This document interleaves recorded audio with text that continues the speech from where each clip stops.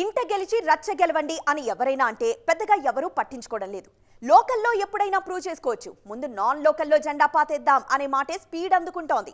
North లో already super girls అనిపించుకున్న కొందరు south లో ప్రాపర్ గుర్తింపు కోసం ప్రయత్నిస్తున్నారు.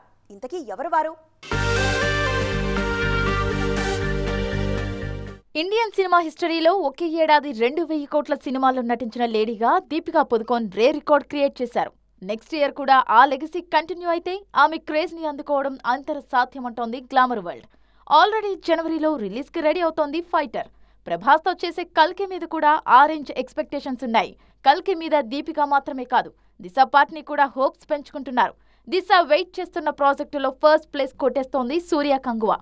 భయం అంటూ తెలియని వారిని భయపెట్టే దేవరగా సమ్మర్లో స్క్రీన్లు చించేయడానికి వచ్చేస్తున్నారు తారక్.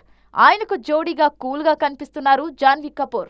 అప్పుడా ఇప్పుడా అంటూ జాన్వీ సౌత్ ఎంట్రీ కోసం చేసిన వెయిటింగ్ కి తెరపడింది. దేవరతో జాన్వీ ఎలా ప్రూవ్ చేసుకుంటారో చూడాలి. కేజీఎఫ్ తో పాన్ ఇండియా ఫ్యాన్స్ ని సొంతం చేసుకున్న హీరో యష్. ఆయన నటిస్తున్న లేటెస్ట్ సినిమాలో హీరోయిన్ గా కరీనా కపూర్ ని సెలెక్ట్ చేశారట మేకర్స్.